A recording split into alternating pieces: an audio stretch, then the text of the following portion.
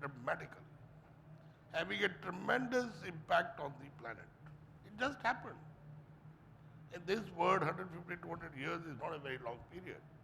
And in this period only, you see if we see our perspective, the way we look at the food, we always consider food is a very auspicious, given by the God, and we worship the food.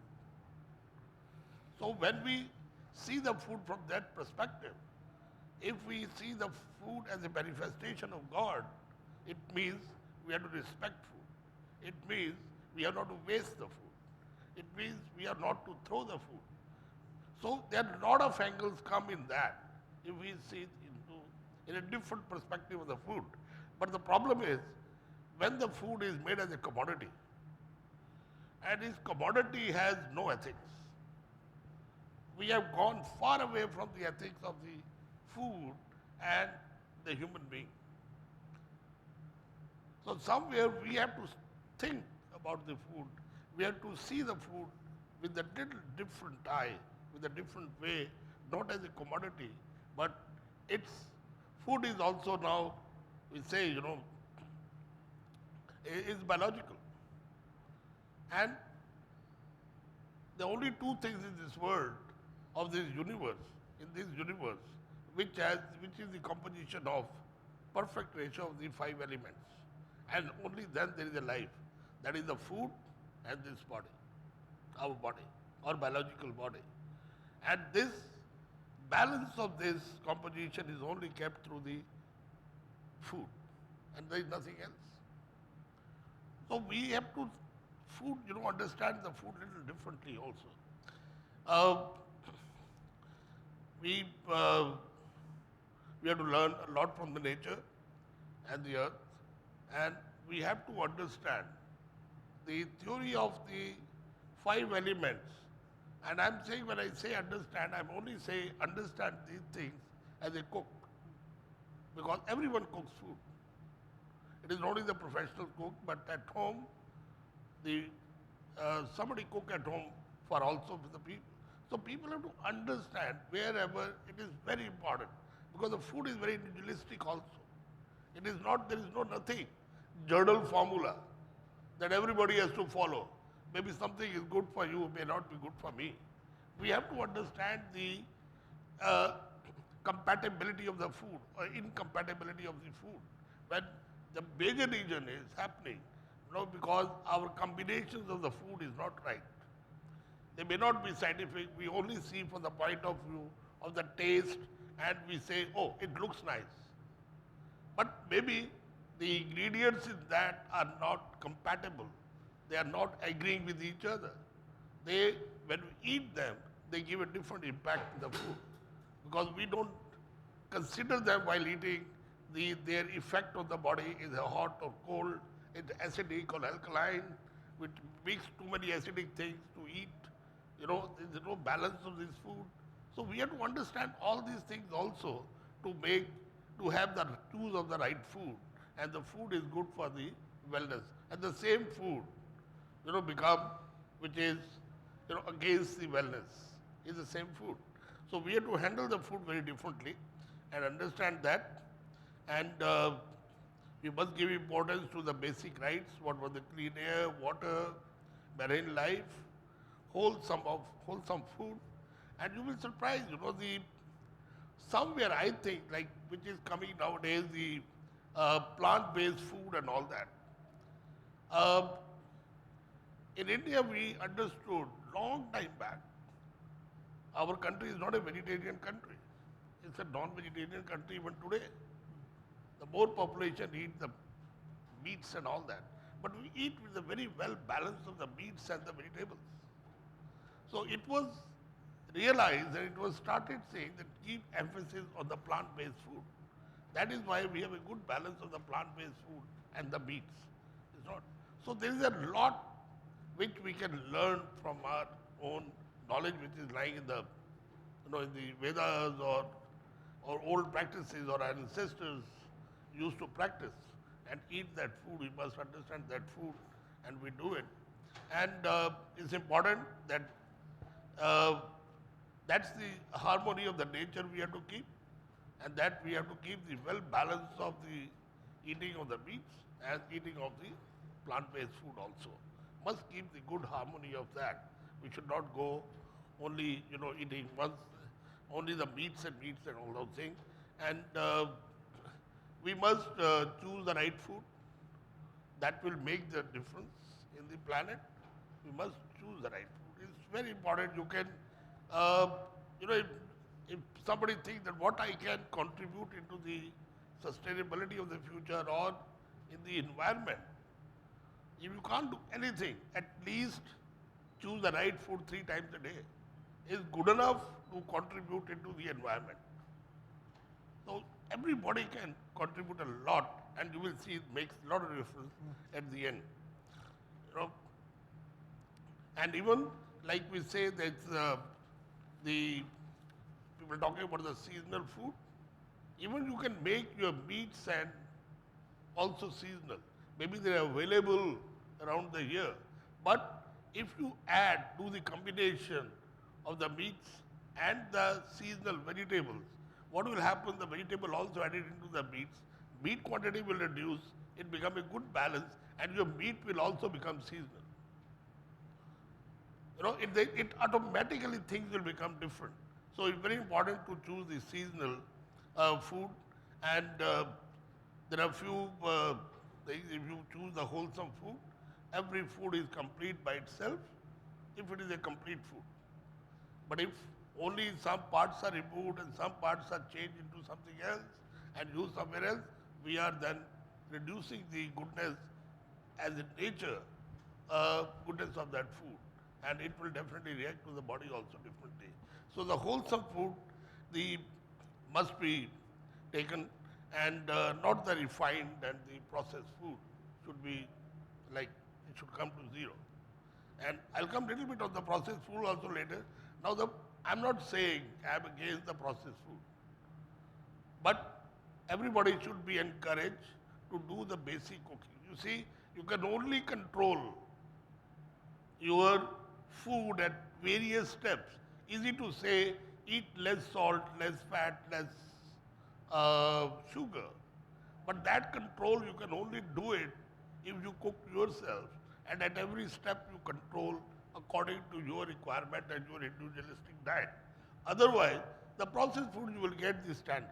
So processed food also think now differently, that how we make the cooking comfortable. People encouraged to get the cooking, but some control you can still do it. For example, I'm saying, you see like lentils take very long time, pulses take long time to cook.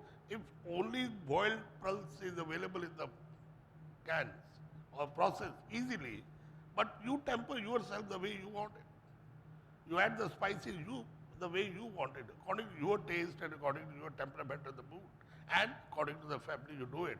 So some changes in the processed food has to come. Now I don't, like we say, less sugar we should, but I don't want to name the company. It's the most popular, respected company in India. If you take their lassi, sells a lot. Lassi is a 200 ml Tetra Pak.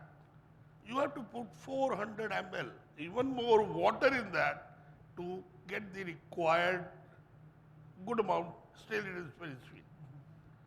If that is, then you can see how much sugar we are taking. It means I should make my own lassi and put the sugar as much as I want it. So somewhere the processed foods have to change. That don't use salt, fat, and sugar as preservatives into the processed food. Use them for the taste, but not as preservative. But then there comes some other preservatives which are not good for the health. They have to use it. So science has to work. They have to work on this. How to. And it should be very clear, the labeling and everything should be very clear.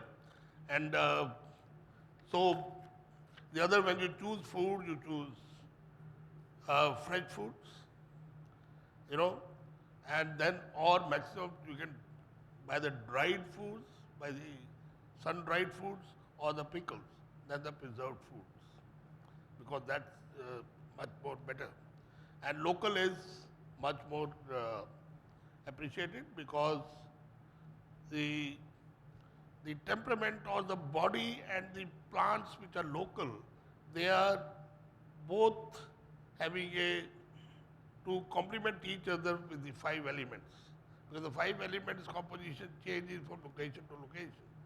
At the same, the body and the food is compatible to each other in the same location.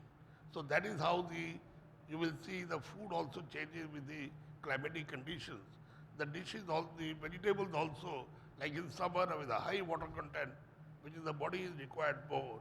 In the winter, the water content, they are more dense food and the more solid food. So you choose according. So that's why the local is very important to have it. And seasonal, I told you, and food must have a harmony with the nature and traditions also. So you must try to use local cooking styles, use the seasons, uh, use the whole grains, the legumes, the lentils, buckwheat, millets, which were traditionally we used to have. Amaranth, all these things, traditionally we used to use, but somewhere we left these things. And another thing which makes me very sad, that only by just translating the name of our traditional names of our ingredients, our food, and I'm sure that must be in every region and every country also, in every other cultures, that we translate the name. For example, we said the ghee as a clarified butter. It changed the whole character of that ghee. The word started saying, oh, it's not good for health. Now they understood the composition of the ghee. It is not a clarified butter. So we need not to translate ghee into clarified butter. We should call it ghee. Why should we change it? So there are many examples like that, like maida. Maida we are using traditionally. From thousands of years, our all festival things, savories and the sweet meats are made with maida. But today we say it is bad because we forgot the difference between maida and the refined flour. Maida is a traditional flour. It's a whole wheat flour finely sieved. It has all the goodness of the whole wheat flour. Refined flour is a different commodity. But somewhere, just the English translation, we are leaving the traditional food, they are going away. That is all impacting our health also. So we must think like that. We must be proud to call our own food in our own language. You will see these things will make the difference in your thinking, and your consumption of the food will be different. So you must work on this. Must have the real food which the Mother Nature gives you, not the chemistry labs give you the food, which is happening a lot. And of course, no GMO foods. And I very strongly believe in the biodiversity, enjoy biodiversity, enjoy creative food with the season and the local, which is very important. Get away from the mono agriculture, mono products. Come into biodiversity, which will make your food more varietable, much more in the plate, more colorful, more healthier. And my last request is choose the food for change. Please choose the food for change. Understand the food and choose it for the change. That will be your great contribution in this whole sustainable future we are talking about and wellness. Thank you. Thank you, Chef Gill. Very interestingly, starting from food to be worshipped and the linkage of food and body through 5 elements, and you have actually emphasized on what should be our balanced and more, let's say, intelligent choices towards food, in terms of emphasis on local food, in terms of less priority towards processed food, rather focusing on the process itself. Just before I go to my next panelist, Dr. Chuba, a quick question to yourself, Chef Gill, that in terms of altering our choices to what you have laid down as, let's say, the blueprint of our choices for now onwards, what would you see as the low-hanging fruits in terms of how to alter these choices? I didn't get you the So law. my question is that to alter these choices of what we make towards choosing our food from morning till night by different type of sections of the society towards sustainable food, if we have to alter these choices, what would be your message on how to alter these choices? You see, first you have to understand the food very well according to understand the seasons. Like in India, there are 6 seasons, and every season that time the flora is the best of its on the peak as far color is concerned, texture is concerned, taste is concerned, flavor is concerned, and economical. So we must know about the seasons, we must know about the seasonal foods, and if local food we must understand, and if alternative is to change them, that change you can bring into your taste. That's why the basic cooking one must know. Then maybe you don't like the taste of the raw vegetable, but when it is cooked with the spices, spices, I'm talking about the variety of spices, not the chilies. When you cook with that spices and balance them, and that dish might become very attractive and tasty. So alternatives one has to find with the variety in cooking you have to bring. But if you want the variety, non-seasonal things to bring in, or some things to get into your system which come from the far distance and create so much of carbon print, I don't think that's advisable. So create cooking very interesting. Do that. And that is why in our system, in Ayurveda also it is said that there are 6 tastes. And these 6 tastes, you must understand, you must taste them. And these 6 tastes are of the natural flora, in their natural form, not after cooking or doing any fermentation and this and that. So if you understand the taste of the natural form of the food, vegetables and the fruits, and the spices their taste, you can create large amount of variety and creativity and satisfy everybody. Yeah. Thank you, Chef Gill.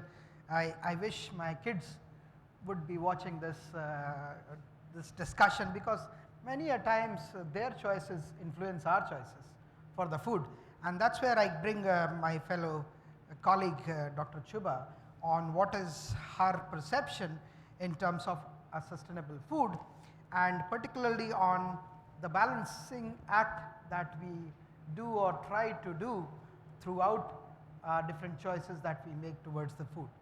Chuba. Yes, please.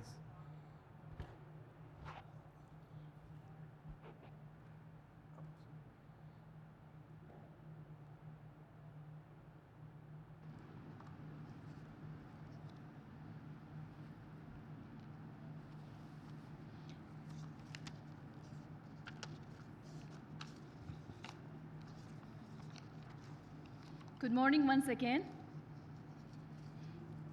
So I have to speak about what is this sustainable food.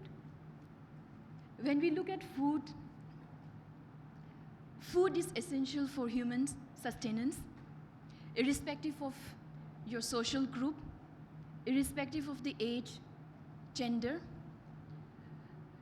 whether a person is from high-income household or low-income household, every day food is required.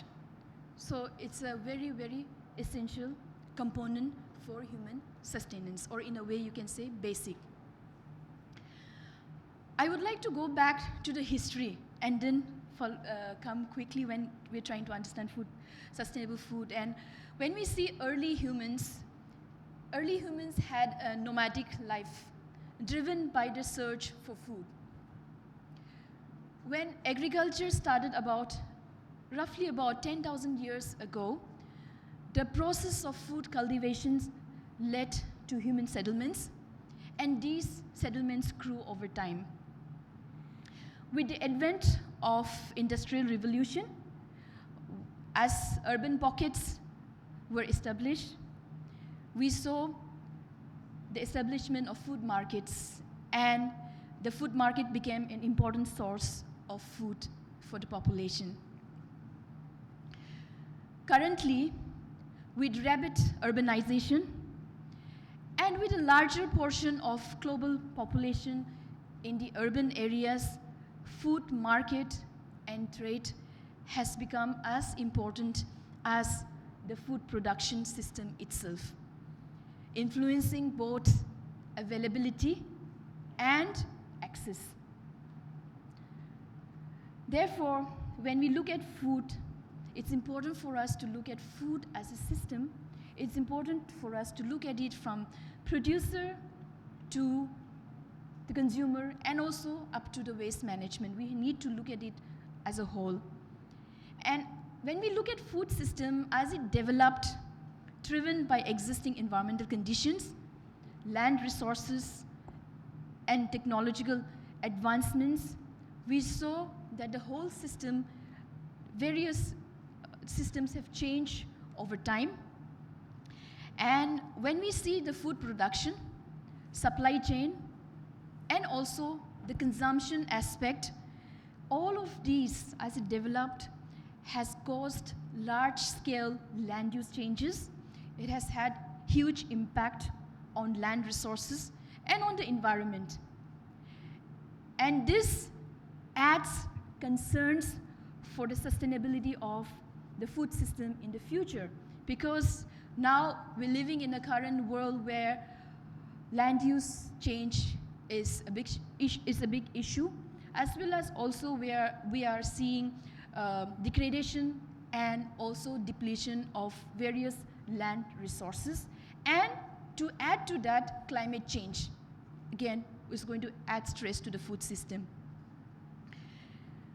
Also, if you see throughout the history and the food system, although there has been a significant development in this food system, yet, as I said earlier today, that more than 800 million people on the world go hungry.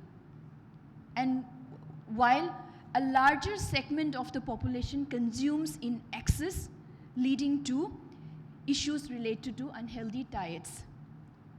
These issues are invariably more pronounced in emerging economies such as India, where there is also high prevalence of inequality and inequity, along with the widening income gaps, which are also very, very significant developmental issues. And all these problems will further intensify under the current land resource issues and also under the climate change issues. So all of these further then adds huge challenges on the land resource management as well as for the overall sustainable development. When we look at the food production and management system, this food production and also the management of food that we produce has driven large-scale systemic changes in water, land resources, forest, and also on climate, leading to irreparable biodiversity loss in many areas and also irreversible land resource degradation, depletion, and also overall degradation of huge areas of land. Today, about 70% of global freshwater use is for irrigation. And in fact, that is for global. If you look at countries like India, for example, in India, statistics shows that more than 85% of the freshwater use annually is for agriculture. And along with this, agricultural intensification has led to depletion of the land resource and large-scale land degradation. Both arable and livestock-based agriculture contributes significantly to the greenhouse gas emissions. My colleague in the morning has already mentioned about the significant contribution of the greenhouse gases, contribution of agriculture to greenhouse gases.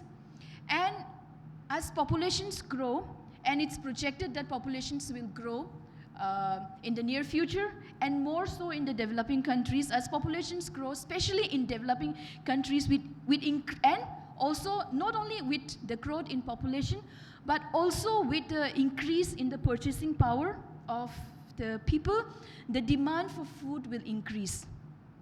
So thus, already we're having huge challenges in terms of producing food, and with increasing the demand, providing the ever-growing population with healthy diets remains one of the biggest global developmental challenges. And therefore, managing and transforming the food systems with a focus on sustainable food is essential, which will ultimately contribute towards a better management of the available water and land resources. When we look at the recent report, there was the recent beginning of the year, there was this